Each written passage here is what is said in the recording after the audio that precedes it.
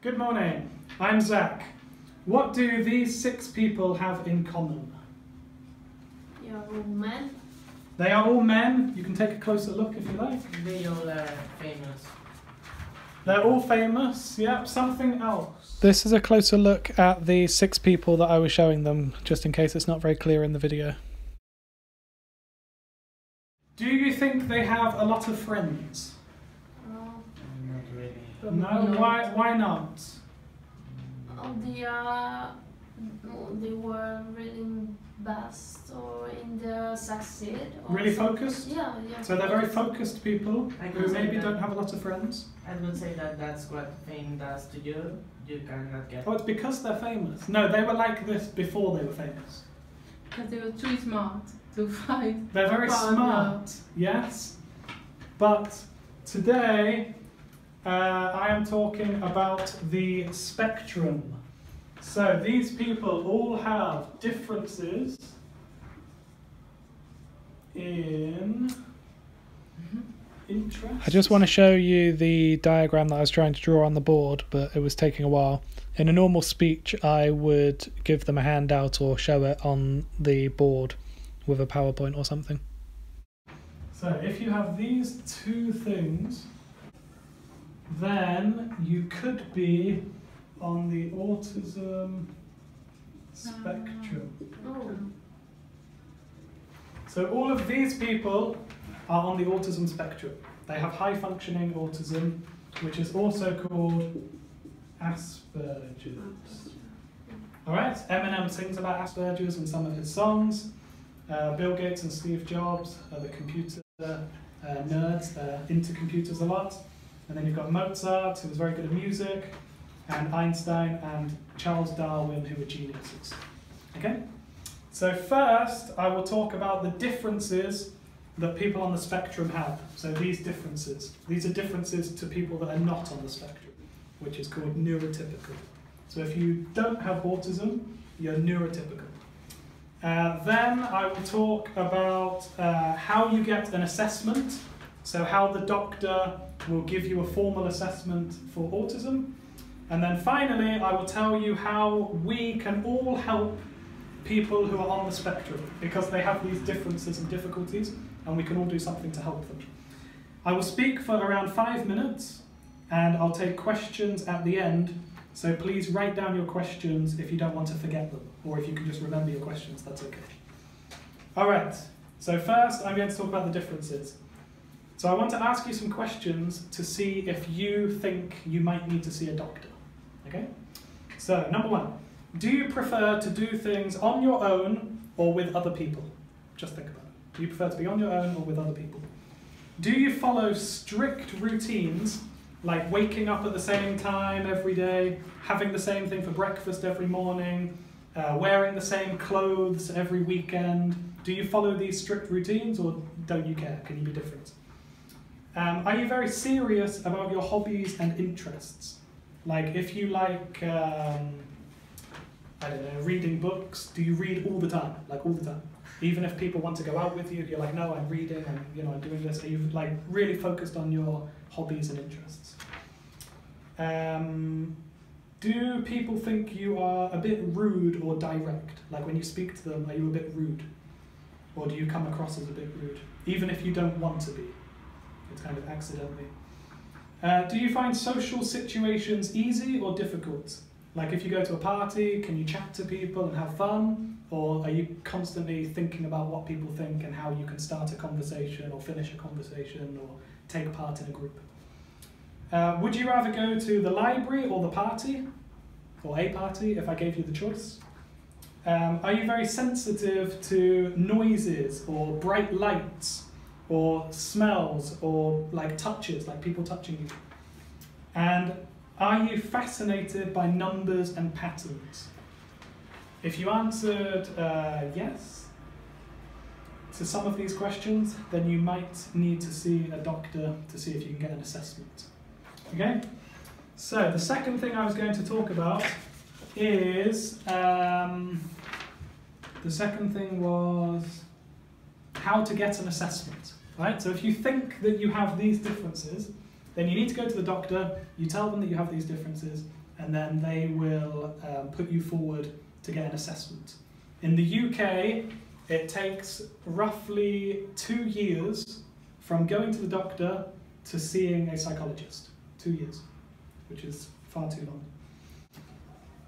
So you go to the doctor and you tell the doctor that you find it difficult to understand gestures and facial expressions or people's tone of voice, like you don't know when people sound happy or serious.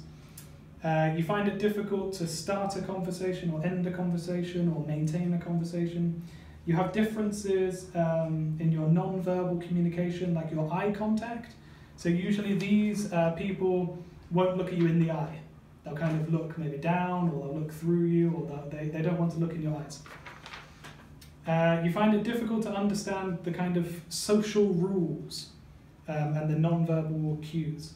So like when you meet someone for the first time, you don't really understand how you should behave or act. You find it difficult to develop or maintain friendships.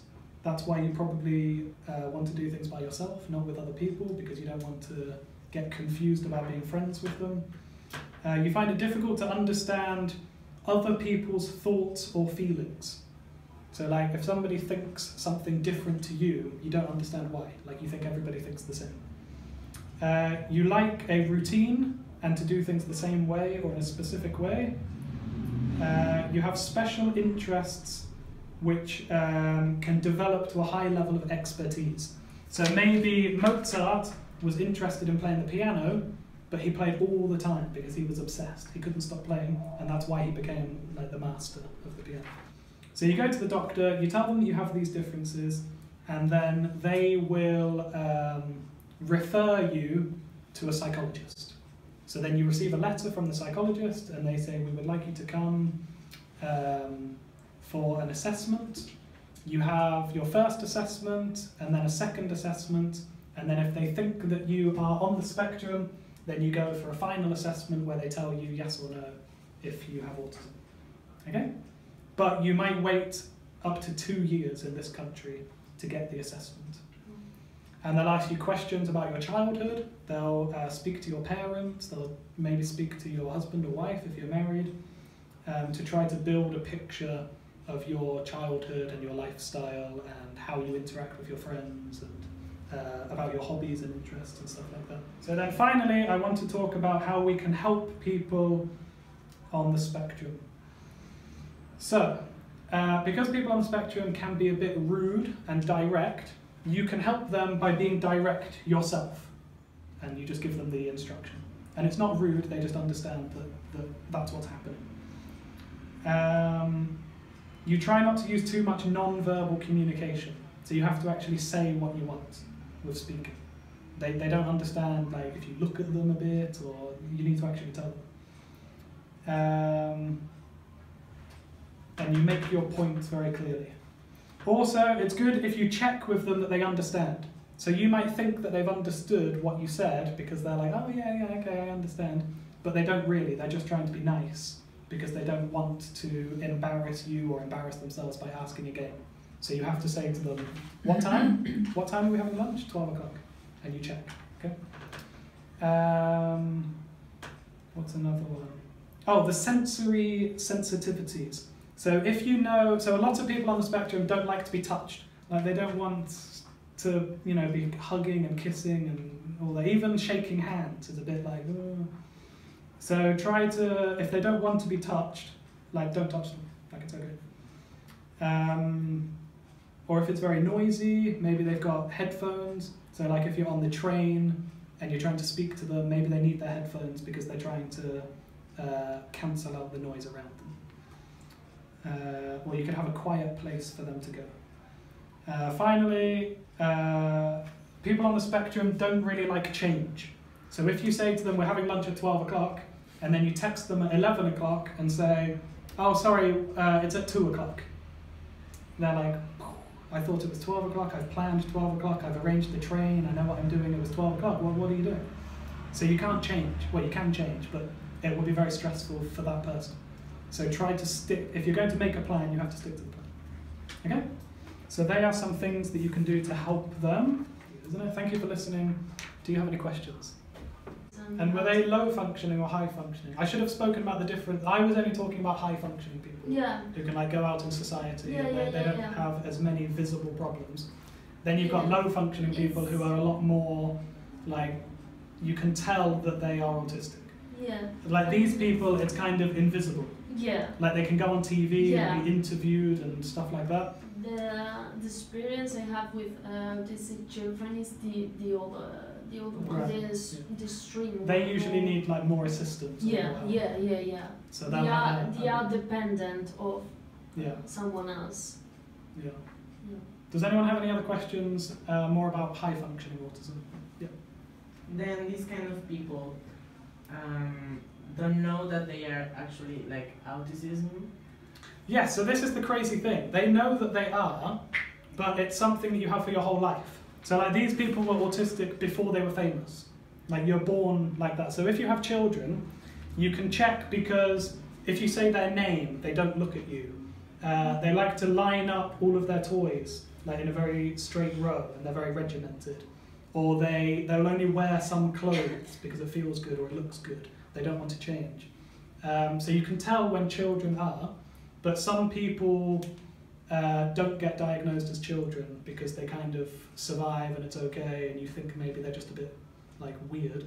So they grow up and then they get bullied at school or they don't have many friends so they think, oh, maybe I have a problem, and then they go to the doctor and then you can tell them you are autistic, but they can't change their mentality. Like they can just try to make things easier in their life. Then they just like get used to that. Yeah. And the other question is, then they can be sociable, but like acting. They're acting, yeah. So I've only shown you men who are autistic because it's more difficult to find famous women who are autistic. So I think it's 3 times as many men are diagnosed than women. And they're kind of trying to research why. Girls are typically a lot better at acting and mirroring. So they will just copy the other person. But they actually don't understand what, like, the feeling or what's happening. They are. Well, they're not being themselves. They're just mirroring and copying what the other person is doing. And they usually get very tired. So they'll go home where they feel safe. And then it's like they need to sleep, or they feel like it's quite exhausting pretending to be sociable. Whereas boys are more like, they'll be more like themselves because they don't understand why you would copy other people. Like that's one of the biggest differences between girls and boys on the spectrum. But I think boys will also copy a bit as well. Or like pretend to fit in. Any other questions?